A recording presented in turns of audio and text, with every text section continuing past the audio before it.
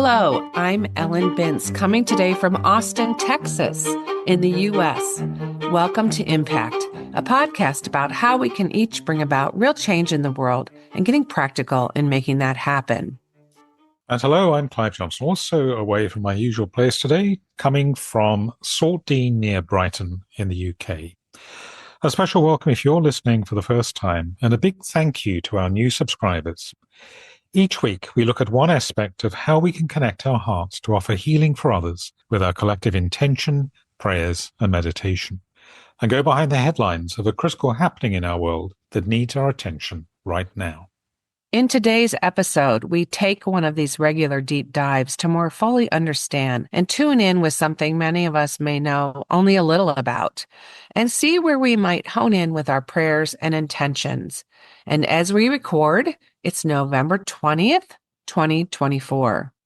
The Russian-Ukraine war, as we talked about last week, has reached its grim 1,000-day milestone this week, horribly. As we mentioned last week, it's thought that the war has cost approximately 1 million deaths and injuries among Ukrainians and Russians so far, although estimates vary widely. What is certain is that the war is showing no signs of weakening, but on the contrary, observers say that the intensity and frequency of attacks and counteroffensives is on the increase. Last week, we turned our attention to how the war is affecting Russian citizens. And this week, in the second of two special episodes to mark the horrific conflict's awful milestone, we look at the impacts of ordinary people in Ukraine, those whose country was invaded. So how is the war affecting ordinary people? And we said last week, that's not necessarily the most ideal term, but those who really played no part or play no part in deciding whether to go to war. The war between Ukraine and Russia has had devastating effects on ordinary people in the country in many areas. It has caused mass displacement and led to a refugee crisis, with over 10 million Ukrainians being displaced, about 5 million fleeing as refugees to other European countries, and even more being internally displaced within Ukraine itself. This represents over 1/3 of the country's pre-war population being forced from their homes. Extraordinary. That's horrible.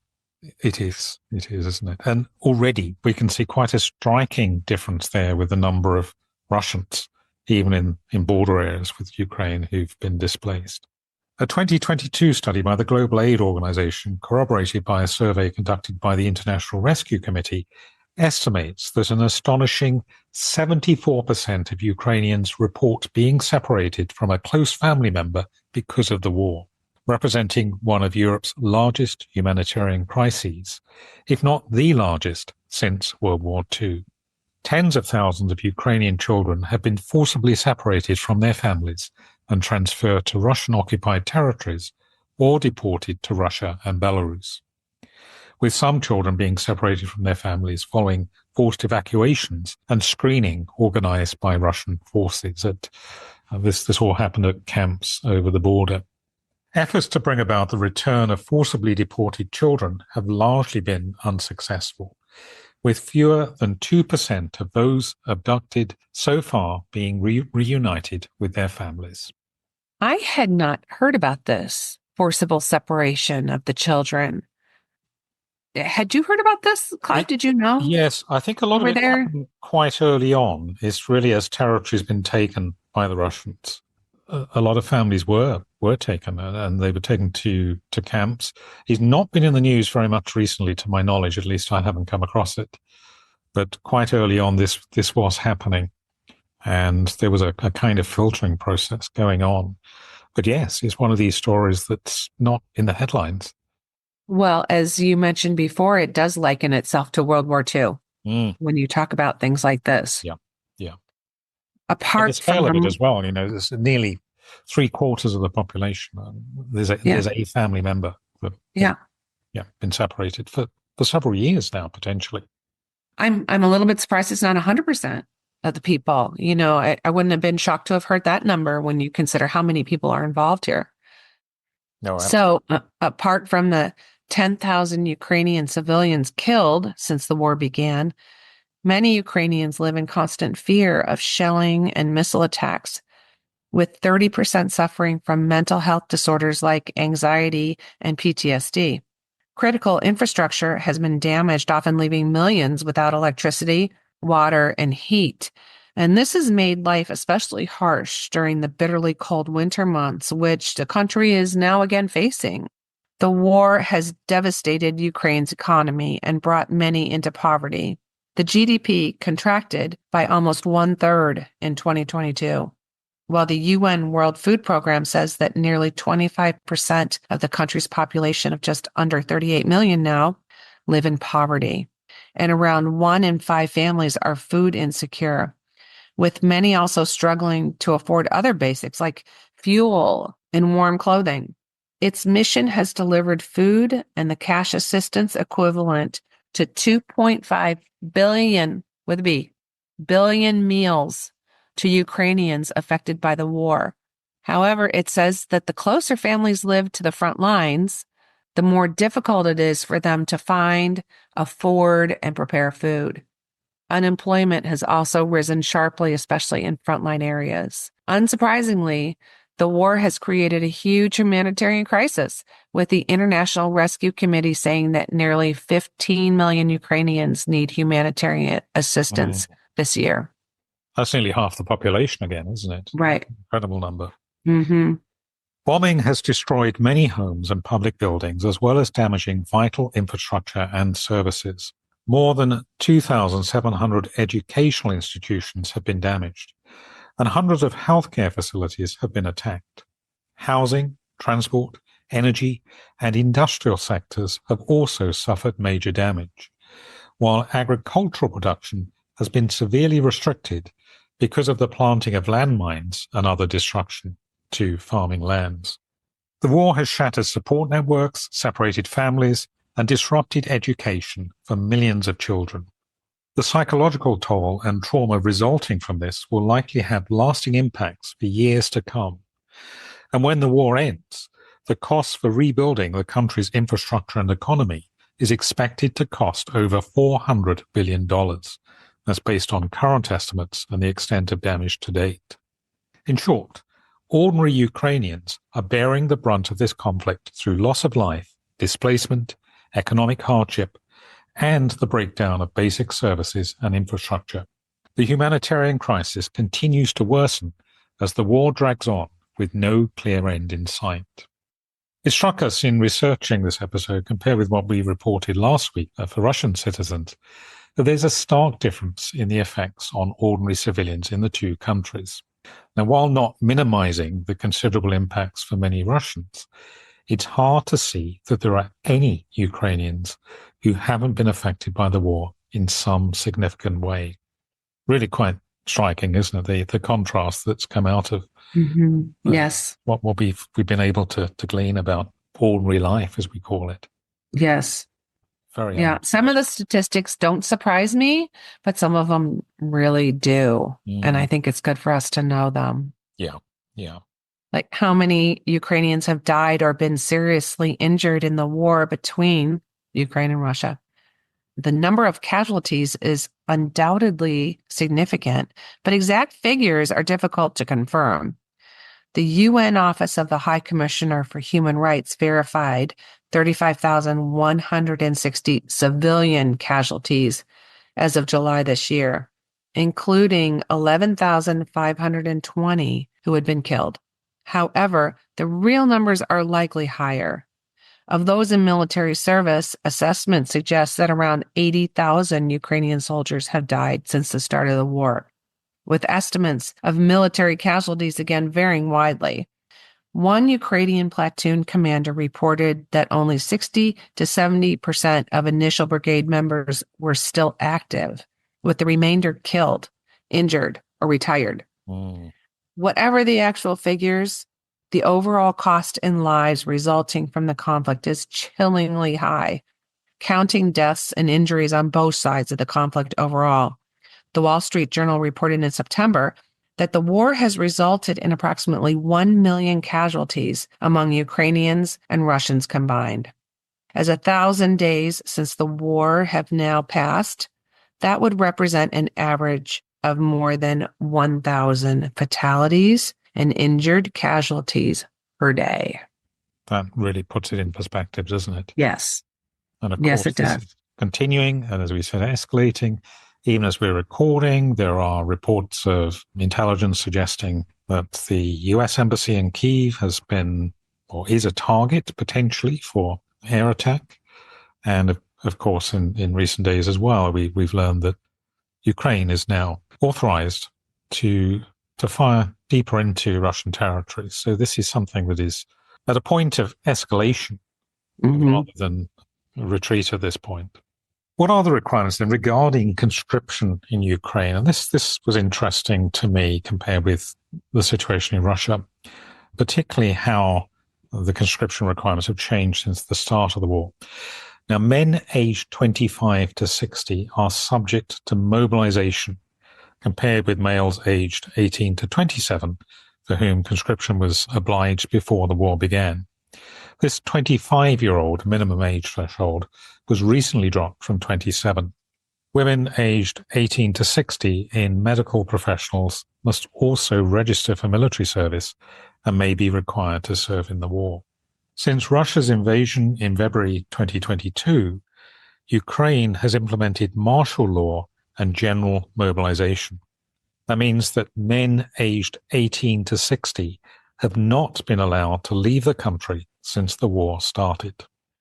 Wow, all the way up to 60. Yep, quite substantial. That is really substantial. So, considering those facts, how do most Ukrainians feel about the war with Russia? I think we probably know. Based on recent polling and surveys, most Ukrainians remain committed to continuing the fight against Russia, though there are some signs of war fatigue emerging, of course. A Gallup poll late last year found that 60% of Ukrainians wanted to keep fighting until victory, while 31% favored negotiating to end the war as soon as possible, with the number preferring the fighting to end being highest in regions closest to the front lines, naturally.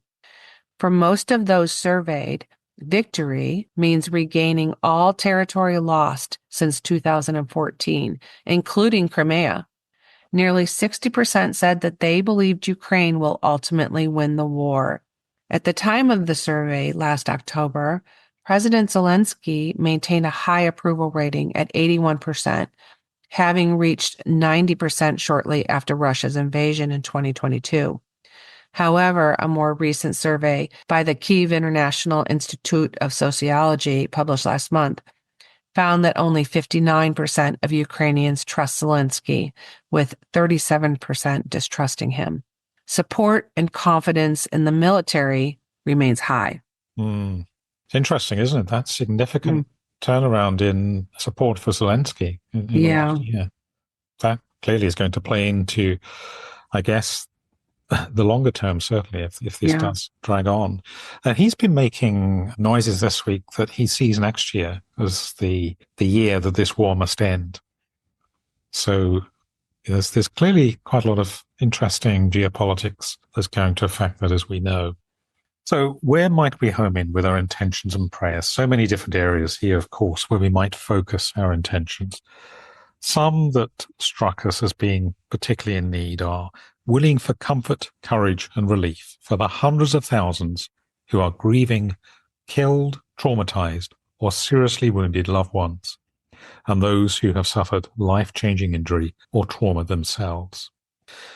Willing for courage, hope, and holding in light for the many thousands of families that have been torn apart, many millions, we should say there, including refugees and children separated from their parents, some being very young, and taken into Russia or Belarus. Willing for courage, wisdom, and strength for those whose homes, belongings, and livelihoods have suffered irreparable or major damage, including those returning from refuge to discover their homes in ruins, unimaginable. Willing for provision for those unable or who are unwilling to leave their homes, including medical, clothing, and food supplies, and willing for the courage and safety for those risking their lives to support them, and those delivering supplies especially to frontline areas. And we might also will for support and provision for all unseen, unreported, and unknown consequences to Ukrainian civilians, including the many secondary but significant impacts of the war on individuals' lives. And this week, as Ukraine continues its weary and unrelenting war with Russia, we suggest holding as our main intention, we will that all Ukrainian citizens will be guided and protected in coping with all emotional, mental, and physical effects on their lives resulting from their country's war with Russia.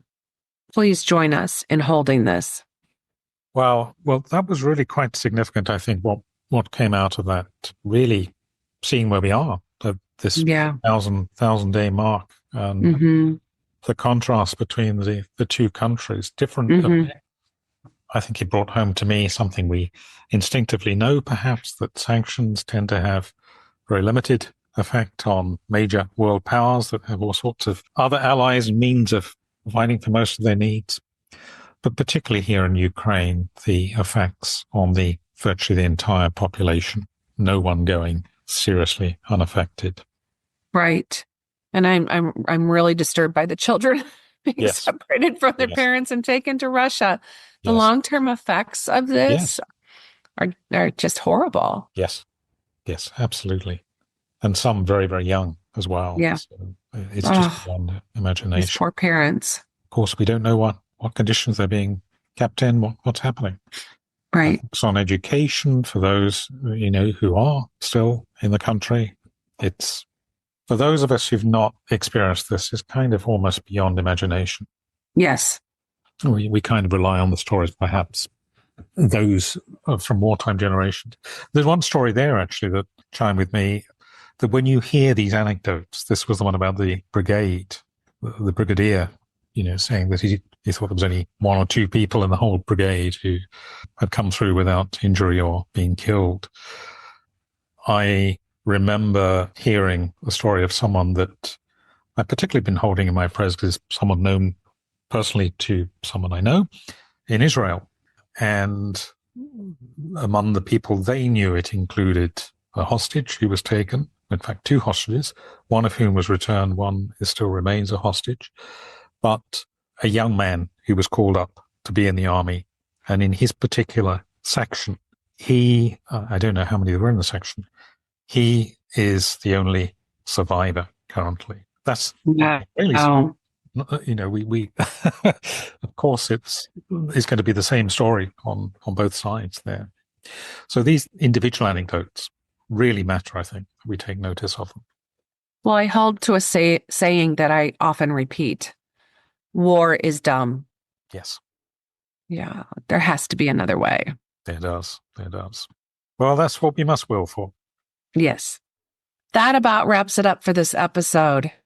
Remember, you can connect with us in the Facebook group and for live intention holding in Clive's daily Insight Timer offerings, and with me in the Labyrinth Activist Network's Zoom calls. Details of how to hook up with these are in our show notes. Look out, too, for our next special topic episode, which we'll be releasing in the next few days. Thank you for listening and for sharing with us and holding intentions. We look forward to connecting again next time. And in the meantime, thank you. Go well. Stay safe. And remember, we're more powerful together. Impact is presented by Ellen Binns and Clive Johnson and produced by Impact Productions. Our theme music is by Chris Collins and our logo artwork is by Auto Classic. Subscribe wherever you get your podcasts and please leave us a review on Apple Podcasts, Spotify, Audible, or your favorite podcast provider. We're a non-commercial podcast dedicated to people of any faith tradition or none who yearn for healing in our troubled world. Please pass on the word so others may join us in making an impact. Thank you for listening.